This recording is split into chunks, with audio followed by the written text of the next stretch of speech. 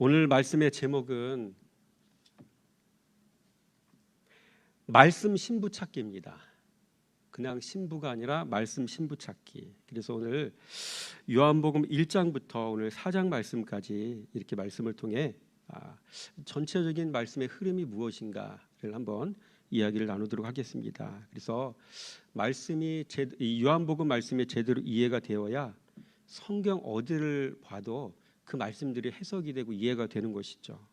자, 오늘 요한복음의 흐름을 살펴보자면 이렇습니다. 여러분, 요한복음 1장의 말씀이 뭡니까? 여러분 눈으로 한번 성경을 확인하셔도 되고요. 1장 1절에 태초에 말씀이 계시니라. 다른 말로 바꾸면 말씀 오셨다, 그 얘기입니다. 말씀 좀 알아봐라. 말씀이 이렇게 오셨다, 그 얘기입니다. 이게 요한복음 1장 1절에서 18절 말씀입니다. 그 내용을 살펴보면 말씀이 하나님이시다, 그렇죠? 말씀 안에 생명이 있다, 이렇게 표현되어 있죠. 그 성도에게 말씀은 생명인 겁니다. 그리고 이 생명은 사람들의 빛이다.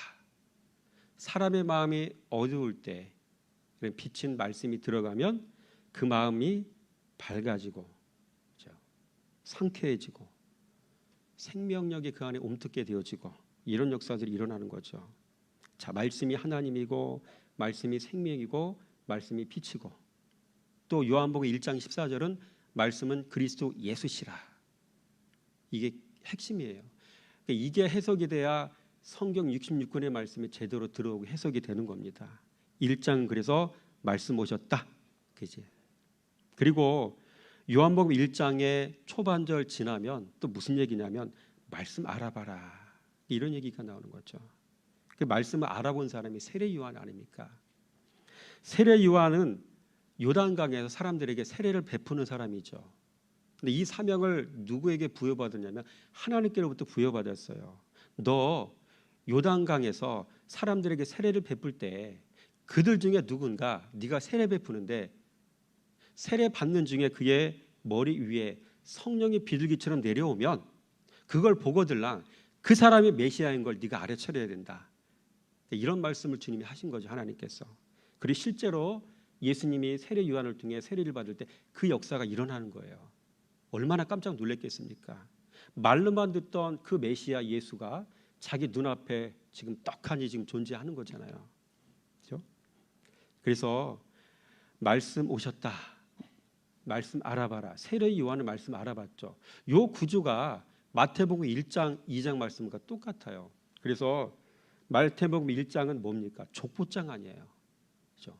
족보장은 결국 예수 그리스도가 이 땅에 오심을 드러내는 사건 아닙니까? 그래서 마태복음 1장은 말씀 오셨다, 그 얘기입니다. 그리고 마태복음 2장은 그 말씀을 알아본 사람이 있었잖아요. 누굽니까? 1288km 먼 곳에 떨어져 있는 동방 땅에서 동방박사 세 사람이 베들레헴까지 왔잖아요. 그것도 낮은 안 돼요. 별이 낮에는 안 보이니까 밤에만 이동해서 험준한 산맥을 지나고, 그렇죠? 이런 곳을 지나서 어렵게 베들레헴 땅에 도착했잖아요. 거리가 1288km. 이 사람들이 바로 말씀을 알아본 사람들이잖아요. 오늘 요한복음 1장 말씀의 중간에 보면 세례 요한도 말씀 예수를 알아본 거예요. 이 사실을 이번을 보면서 깜짝 놀랐어요. 말씀 알아보는 사람, 동방박사 세 사람, 또 세례 요한, 여러분도 말씀을 제대로 알아보시는 은혜가 있어지기 원합니다. 그 다음에 요한복음 2장에 들어가서는 갑자기 생뚱맞은 얘기가 나와요. 혼인잔치 얘기가 나오잖아요, 그렇죠? 그리고 예수님이 그 혼인잔치에 초청을 받으셨잖아요. 거기 등장하잖아요. 왜 갑자기 요한복음 2장에 이 혼인잔치 얘기가 나올까요? 말씀 예수가 오신 목적이 여기에 다 드러난다는 거예요. 그래서 자신의 신부 찾는 일이 말씀 예수가 오신 목적이라는 얘기죠. 요한복음 2장 2절 말씀 보니까 그래서 말씀이신 예수님이 가나안 혼인잔치에 딱 등장하시는 거예요. 그러니까 2장의 말씀은 어디를 찾아봐도 예수님이 신랑이라는 얘기는 안 나와요. 근데 저는 어떤 근거로 이 예수를 신랑이라고 표현하고 있을까요? 그 얘기는 요한복음 3장 29절에 가면 분명히 예수 그리스도를 신랑이라고 표현하고 있거든요. 세례 요한의 얘기예요. 서서 신랑의 음성을 듣는 친구는 크게 기뻐하나니 나는 이러한 기쁨으로 충만하였노라. 누구 얘기입니까? 세례 요한의 이야기잖아요. 예수님을 신랑으로 표현하고 있고요. 자기 자신은 신랑의 친구이자 들러리란 이야기입니다. 그렇죠? 자기는 섬기는 자라는 이야기예요. 광야에서 외치는 자의 소리라고 얘기하는 거죠. 예수님을 섬기기 위한 자가 바로 세례 요한이고, 세례 요한이 예수가 신랑인 걸 분명히 여기서 언급을 하고 있잖아. 예수가 신랑이시구나. 근데 2장 3장 어디를 봐도 이놈의 신부가 안 보이네요. 혼인잔치는 배설이 되어 있고 신랑 예수는 등장했는데 이 중요한 자리에 신부 자리들은 도대체 어디가 뭐하고 있는 걸까요? 어디 가서 무슨 짓을 하고 있는 걸까요? 그래서 예수님은 신부를 찾기 위해서 동분서주하며 다니셔야 됐던 거죠. 그래서 요한복음 2장에 보면은 혼인잔치 끝나고 난 다음에 예수님이 그 다음에 어디 가시냐면 신부 찾으러 어디 가셨을까요? 성전 안에 들어가셨잖아요. 교회가 주님의 신부예요. 아멘. 교회를 구성하는 성도 한 사람 한 사람이 주님의 신부라고요. 그 신부 찾으러 지금 예루살렘 성전에 들어가셨다고요. 저 이거 보고 깜짝 놀랐어요. 성전에 들어갔는데 어떻게 됩니까? 난장판이죠. 멍멍이 판이잖아요. 그렇죠? 그래서 이놈의 종교 지도자 놈들은 세금 받아 자기 배를 불리고 있고 표적에 취해 있고 심지어 성전의 주인 대신 예수 보고도 알아보지 못하고 오히려 말씀 예수님께 표적이나 보여달라고 요청하고 있는 모습, 참 앞뒤가 안 맞는 모습들이 요한복음 2장 18절 말씀 보니까 기록되어 있어요. 참 답 없는 인간들이죠. 그러니 스스로 양식 준비가 되어 있겠습니까? 성도 한 사람 한 사람을 신부로 준비시킬 수 있었겠습니까? 성전의 더러운 사건들이, 더러운 스토리들이 바로 그런 이야기거든요. 그래서 포도주가 떨어졌다는 얘기가 여러분 가나안 혼인잔치에 나오는 이야기와 좀 비슷한 것 같습니다. 준비가 안 됐어요. 그러나 예수님께서 포도주는 준비해 주시는데 여러분 이놈의 신부들은 행방이 묘연한 겁니다. 어디서 뭐 하고 있는지 본문에는 안 나오잖아요. 자, 그렇다면 주님의 신부 될 사람은 지금 어디서 뭐 하고 있을까요? 조사하면 다 나옵니다. 그래서 여러분 누가복음 14장 16절 24절 말씀 자막에 나올 건데 어디서 뭐 하고 있는지 한번 찾아보겠습니다. 16절에서 24절까지 천천히 또박또박 한번 읽어보겠습니다. 시작. 이르시되 어떤 사람이 큰 잔치를 베풀고 많은 사람을 청하였더니 잔치할 시각에 그 청하였던 자들에게 종을 보내어 이르되 오소서 모든 것이 준비되었나이다 하매 다 일치하게 사양하여 한 사람은 이르되 나는 밭을 샀음에 아무래도 나가 보아야 하겠으니 청하건대 나를 양해하도록 하고 또 한 사람이 이르되 나는 소 5겨리를 샀음에 시험하러 가니 청하건대 나를 양해하도록 하라 하고 또 한 사람은 이르되 나는 장가 들었으니 그러므로 가지 못하겠노라 하니라. 종이 돌아와 주인에게 그대로 구하니 이에 집주인이 노하여 그 종에게 이르되 빨리 시내의 거리와 골목으로 나가서 가난한 자들과 몸 불편한 자들과 맹인들과 저는 자들을 데리고 오라 하니라. 종이 이르되 주인이여 명하신 대로 하였으되 아직 자리가 있나이다. 주인이 종에게 이르되 길과 산울타리로 나가서 사람을 관관에 데려다가 내 집을 채우라. 내가 너에게 말하노니 전에 청하였던 그 사람들은 하나도 내 잔치를 맛보지 못하리라 하였다 하시니라. 여러분이 16절에 보니까 큰 잔치라는 말이 나오잖아요. 여러분 성경에서 큰 잔치는 결혼 잔치를 의미하는 거거든요. 그 얘기예요. 모두가 다 공사 다망합니다. 밭 사고 소 부려야 하고 장가 가야 되고 돈 벌어야 되고 신부로 부름받은 자들이 신랑 제껴두고 다들 바쁩니다. 이게 오늘날의 모습과 똑같은 거죠. 예루살렘 성전에 들어갔더니 상황들이 그렇게 되어지는 것이죠. 자, 그렇다면 주님의 신부 될 사람들은 주님의 신부가 되려면 무엇을 해야 되겠습니까? 누가복음 19장 47절 48절 시작. 예수께서 날마다 성전에서 가르치시니 대제사장들과 서기관들과 백성의 지도자들이 그를 죽이려고 꾀하되 백성이 다 그에게 귀를 기울여 들으므로 어찌할 방도를 찾지 못하였더라. 그렇죠? 여러분, 본문과 병행 구절을 이루고 있는 오늘 본문, 이 지금 읽었던 누가복음 19장 47절 48절 말씀을 통해서 여러분, 신부 될 사람들은 무엇을 해야 되는지를 알 수가 있는 거예요. 날마다 성전에서 가르치시니, 말씀이신 그리스도 예수께서 47절 얘기잖아요. 48절 백성이 다 그에게 귀를 기울여 들으므로. 두 가지죠. 말씀을 가르치셨고 백성은 귀를 기울여 말씀을 들었고, 이겁니다. 이거 말씀을 가르치는 일과 가르치는 그 말씀을 배우는 일로 성전이 세워짐을 알 수가 있고요. 신부가 준비되어지는 것을 우리가 알 수가 있는 것이죠. 여러분, 신부 수업은 두 가지 이루어집니다. 가르침과 배움, 이 두 가지로 이루어지는 거예요. 구제와 봉사와 다른 것이 아니라 말씀과 그 말씀을 배움. 교회의 중요한 뼈대가 이겁니다. 지도자를 왜 세우셨을까요? 교회 안에 말씀 전하도록. 성도는 왜 교회에 오는 거예요? 말씀을 배워야 되잖아요. 예수의 이름을 배워야 되고요. 예수의 마음을 배워야 되잖아요. 이 두 가지가 핵심인 거예요. 이 두 가지가 안 되고 다른 거 백날 해봐야 주님은 인정하지 않으시고요. 만약 그런 모습으로 교회들이 이제 모든 일들이 진행된다고 한다면 성전 청결 사건이 일어났던 예수님 당시에 그 모습과 똑같은 상황으로 주님은 말씀하시겠다는 이야기죠.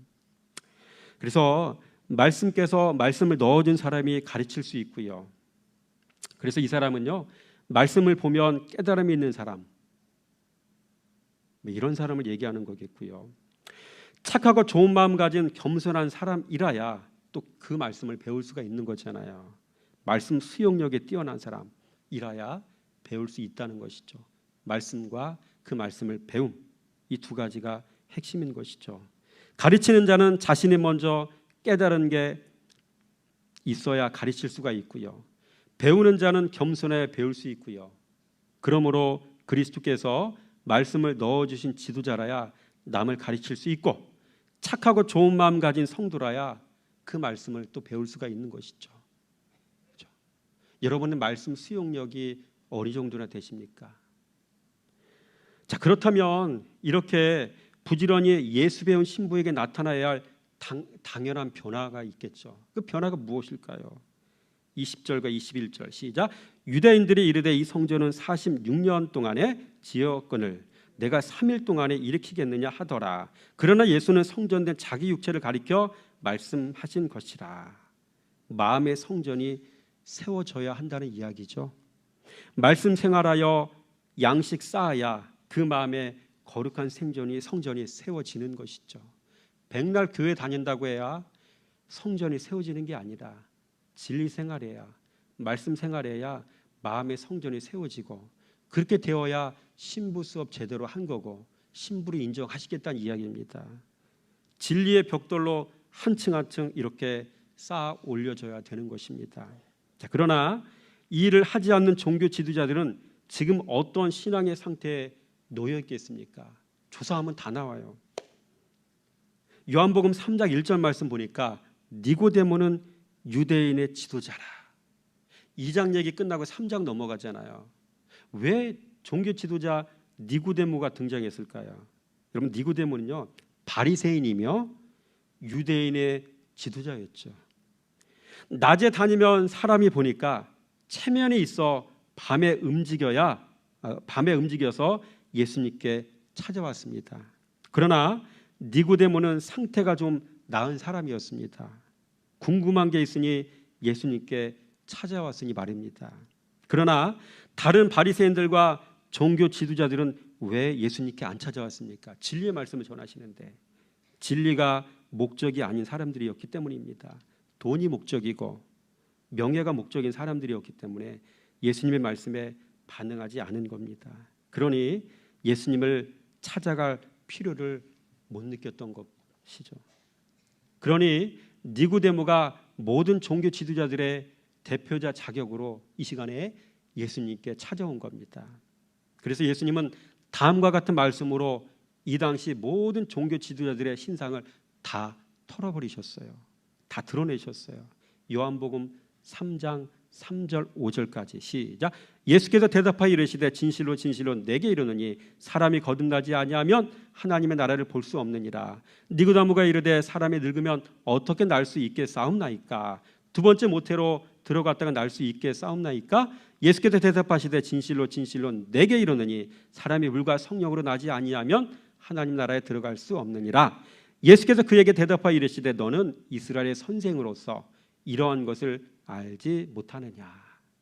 너는 이스라엘 선생으로서 이런 것을 알지 못하느냐? 그들의 신상을 다 털었잖아요. 가장 기본적인 신앙의 진리가 원리가 구원 아니에요. 거듭남 아니에요. 거듭남의 원리조차를 모르는 사람들, 이게 바로 여러분 니고데모의 모습이고, 또 이 니고데모 모습이 이 당시 종교 지도자들의 모습이고요. 이 당시에 바리새인들의 모습 아닙니까? 그러면서 거들먹거리면서 나는 누구를 가르칠 수 있네, 이렇게 얘기하는 사람들 아닙니까? 다 드러내시잖아요. 너는 이스라엘 선생으로서 이러한 것을 알지 못하느냐? 얼마나 창피합니까 이게.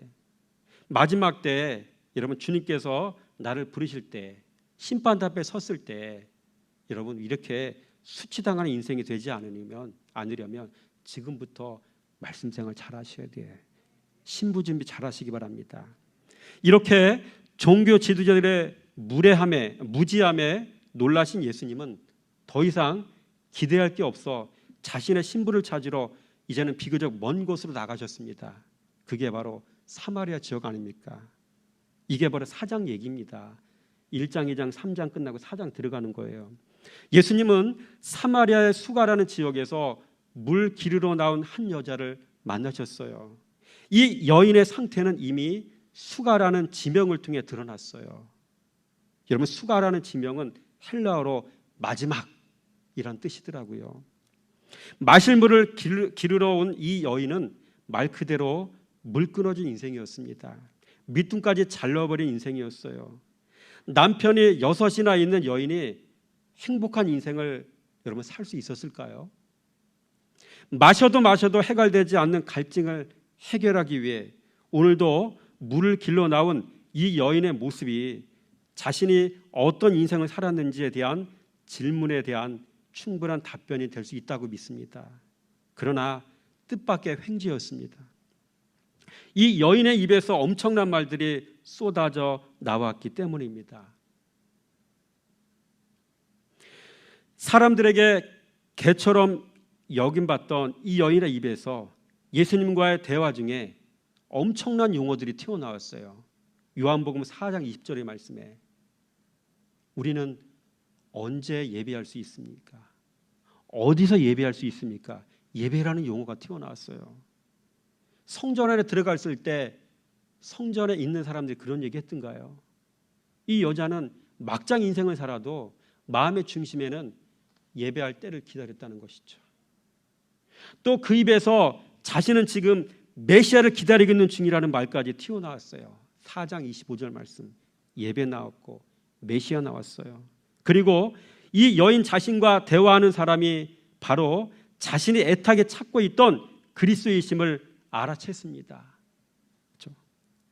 한마디로 신받습니다. 예수님은 신부 찾아서 신받고요. 이 여인은 자신이 애타게 찾던 진짜 신랑 찾아서 신받습니다. 이렇게 예수님은 신부 찾아 이곳저곳 다니시면서 스캔하셨습니다. 처음에는 예루살렘 성전에 들어가서 열심히 스캔했는데 꽝이었습니다. 두 번째로 멀리 떨어진 사마리아에 가서 별 기대 없이 우물 곁에 앉아 계시다가 준비된 신부를 이렇게 만나셨습니다. 그러나 그게 다가 아니었습니다. 사마리아는 말 그대로 노다지 밭이었습니다. 그리스도를 발견한 이 여자가 동네에 들어가 그리스도를 찾았다라고 전하니 모두가 뛰쳐나와 예수님께 나아왔고 이제는 예수님께로부터 말씀을 친히 듣고 그들의 눈이 열렸습니다. 그러면서 이들은 다음과 같이 고백했습니다. 42절 말씀 시작. 그 여자에게 말하되 이제 우리가 믿는 것은 내 말로 인함이 아니니 이는 우리가 친히 듣고 그가 참으로 세상의 구주신 줄 알미라 하였더라. 우리가 친히 듣고 그가 참으로 세상의 구주신 줄 알미라 하였더라. 사마리아 사람들 중에 말씀에 반응하는 주님이 찾던 신부될 사람들이 이렇게 많은 것에 예수님도 아마 적잖게 놀라셨을 것입니다. 자, 그러면 이제는 나라의 본 백성들은 지금 어떤 신앙을 가지고 있는지를 살펴볼 차례입니다. 요한복음 4장 43절 말씀이 있죠. 시작. 이틀이 지나매 예수께서 거기를 떠나 갈릴리로 가시매. 본 나라가 갈릴리 아닙니까? 여러분, 갈릴리인들은 눈으로 봐야만 믿는 사람들이었어요. 자, 45절 시작. 갈릴리에 이르시매 갈릴리 사람인들이 그를 영접하니 이는 자기들도 명절에 갔다가 예수께서 명절 중 예루살렘에서 하신 모든 일을 보았음이러라. 한마디로 표적 신앙이들이었다는 얘기죠. 예수님께서 오병이어 사건을 보이셨죠?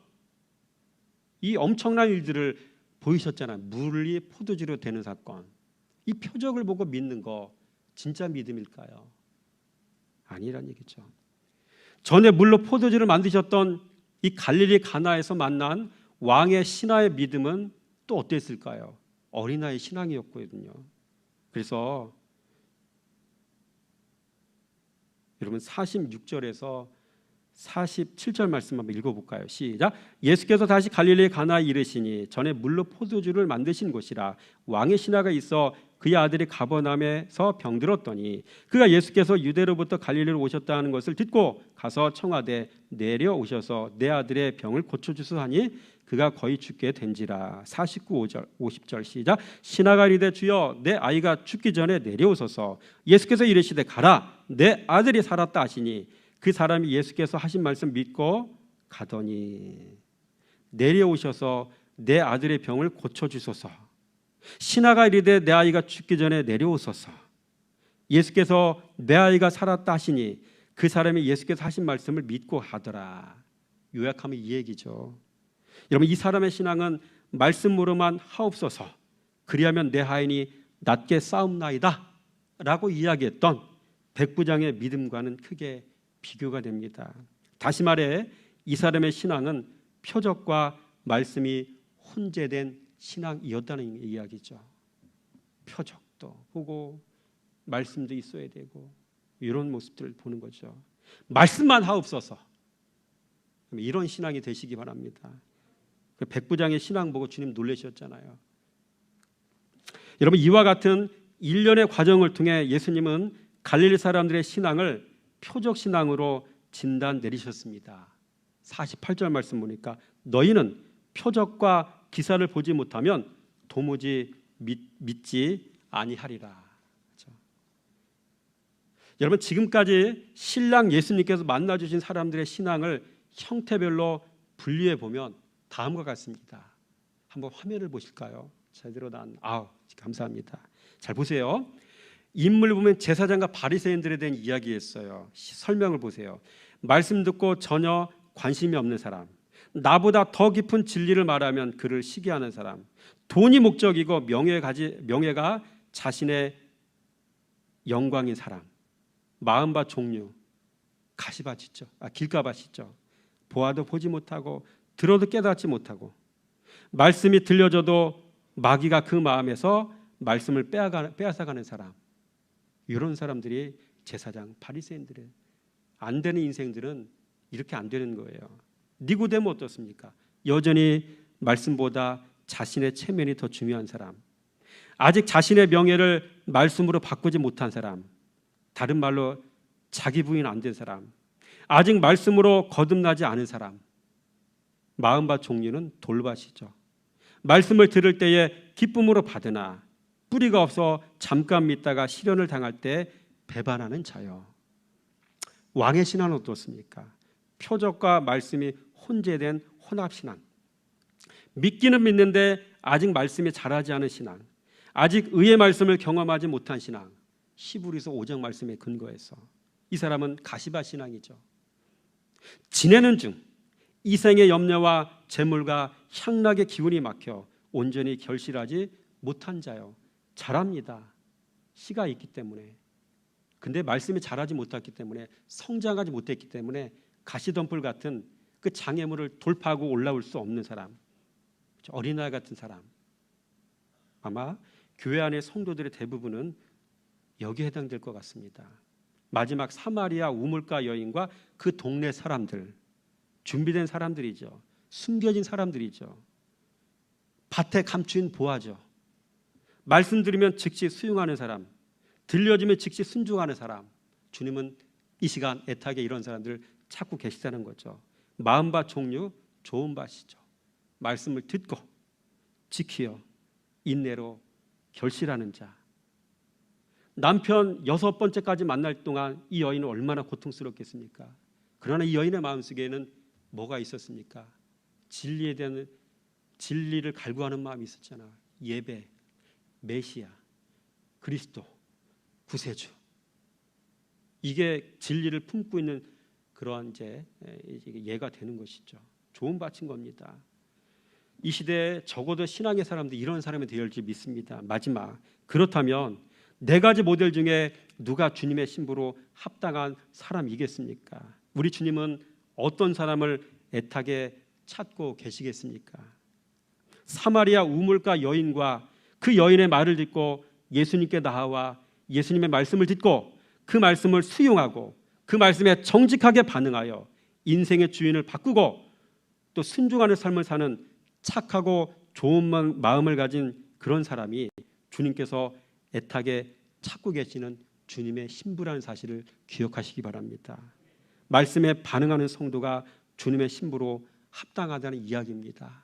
오늘 하루도 진리의 말씀에 정직하게 반응해서 주님의 신부로 내면의 준비가 잘 되어지는, 그래서 주님의 마음을 흠양케 해드리는, 주님께서 발견한 밭에 감춘 보화 같은 인생이 되시기를 주님의 이름으로 부탁을 드립니다. 기도하겠습니다. 참 좋으신 하나님 감사합니다. 오늘 네 가지 종류의 아버지 밭의 상태를 우리가 말씀을 통해 살펴보았습니다. 말씀이 오셨는데 그 말씀을 알아보지 못하는 이들이 있었습니다. 바리새인과 또 대제사장, 또 니고데모 같은 사람도 어정쩡하게 믿었던 사람들입니다. 또한 아버지 왕의 신앙은 어떻습니까? 아버지 이 사람들은 늘 하나님의 은혜를 받고 살아가면서도 아버지 말씀이 목적이 아니라 표적도 같이 곁들여서 또 신앙생활하는 이 시대 우리들의 모습이 아닙니까? 아버지 하나님, 다시 한번 우리 자신의 모습을 이런 말씀을 통해 살펴보기 원합니다. 아버지 특별히 우리가 바라기 원하는 것은 아버지 사마리아 우물가 여인과 또 그 여인의 이야기를 듣고 진리에 정직히 반응했던 아버지 사마리아 동네의 그 많은 사람들과 같이 우리가 정직한 자가 되어서 아버지 그리스도의 진리 말씀에 잘 반응하여서 주님의 신부로 아버지 발견되어지기 원합니다. 주님의 신부로 신앙의 삶을 살아가는 자가 되어지기 원합니다.